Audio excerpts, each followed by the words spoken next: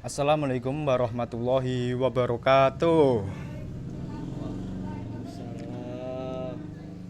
Alhamdulillah, alhamdulillahirabbil alamin. Wassalatu wassalamu ala asrofil anbiya'i wal mursalin, sayyidina wa maulana Muhammadin, amma ba'du. Pertama-tama marilah kita panjatkan puja puji syukur kehadirat Allah Subhanahu wa taala yang telah memberikan rahmat dan karunia-Nya sehingga kita dapat berkumpul pada acara hari ini tanpa ada satu halangan apapun. Sholawat serta salam senantiasa kita haturkan kepada junjungan kita Nabi Agung Muhammad Sallallahu Alaihi Wasallam yang kita nanti-nantikan syafaatnya baik di dunia maupun akhirat. Yang saya hormati, Bu dosen serta teman-teman yang saya sayangi. Perkenankan saya menyampaikan pidato dengan tema keutamaan ilmu dan kemuliaan guru dan ulama sebagai santri dan mahasiswa. Kita selalu diajarkan cara menghormati orang lain, cara menghormati ilmu, dan cara menghormati kitab dan isinya. Ya benar jamaah? Betul apa tidak? Nah, kata kitab taklim, sebutan untuk kitab Tahlimul Muta'alim. Ketahuilah sesungguhnya santri atau pelajar tidak akan bisa mendapatkan ilmu yang bermanfaat kecuali dengan cara memuliakan ilmu dan orang yang mempunyai ilmu yakni ulama. Itu kata kitab taklim loh para jamaah. Bukan kata saya. Oleh karena itu, bila santri ingin memiliki ilmu yang bermanfaat di dunia dan akhirat, wajib baginya memuliakan ilmu dan ulama. Bagaimana santri dan mahasiswa sanggup memuliakan ilmu dan gurunya? Santri dan mahasiswa sangat sanggup melakukan ilmu dan ulama. Bahkan saking rembahnya, saking takzimnya pada guru, Sayyidina Ali radhiyallahu anhu pernah berkata, "Saya adalah budaknya orang yang mengajari saya satu huruf sekalipun.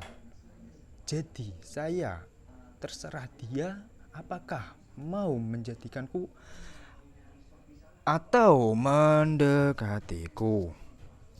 Itulah perkataan sahabat Ali sekaligus menantu Nabi Muhammad Sallallahu Alaihi Wasallam. Bahkan dalam kitab taklim itu dikatakan apabila seorang memiliki keturunan yang alim, keturunan yang paham agama, maka muliakan orang alim itu. Makanya jangan sembarang bersikap, bertutur kata kepada ulama, apalagi sampai menghujat. Ulama itu adalah pewaris para nabi, karena sesungguhnya para nabi itu tidak mewariskan dinar dan dirham, melainkan mereka itu mewariskan ilmu. Maka tidak berlebihan kita dalam kitab taklim itu mengatakan, kalau ingin anak seseorang itu alim, maka muliakanlah ulama.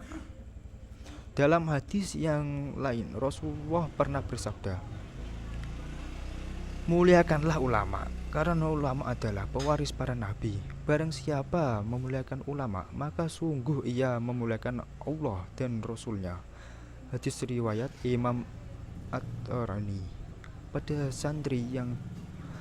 santri yang dirahmati Allah, sebagai seorang pelajar, sebagai seorang santri wajib memuliakan ilmu.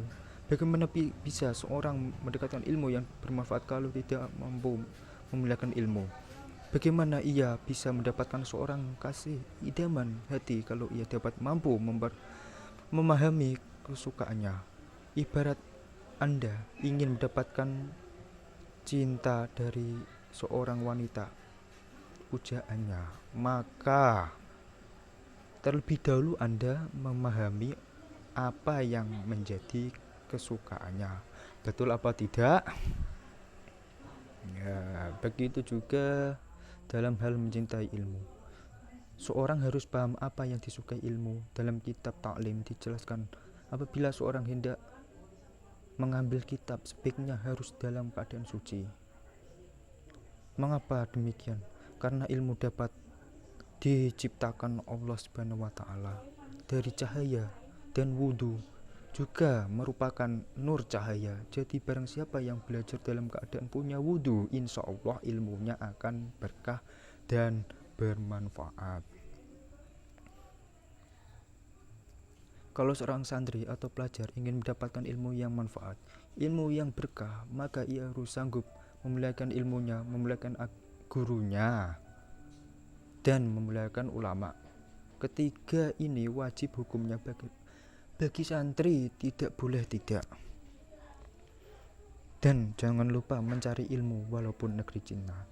Dalam dalil hadis al-ilma walau kana bisin, cari ilmu sampai negeri Cina, karena ilmu itu sangat penting. Demikian ceramah yang dapat saya sampaikan pada kesempatan ini. Semoga dapat bermanfaat bagi kita semua dan dapat kita aplikasikan dalam kehidupan sehari-hari. Lebih dan kurangnya mohon dimaafkan. Yang benar datangnya dari Allah Subhanahu wa taala yang maha besar, dan yang salah, khilaf atau keliru itu datangnya dari saya pribadi sebagai manusia bisa yang tidak pernah luput dari salah, khilaf, dan dosa. Akhirul kalam, subhanaka Allahumma wa bihamdika asyhadu alla ilaha illa anta astaghfiruka wa atubu ilaik. Wallahul muwaffiq ila aqwamit thoriq. Wassalamualaikum warahmatullahi wabarakatuh.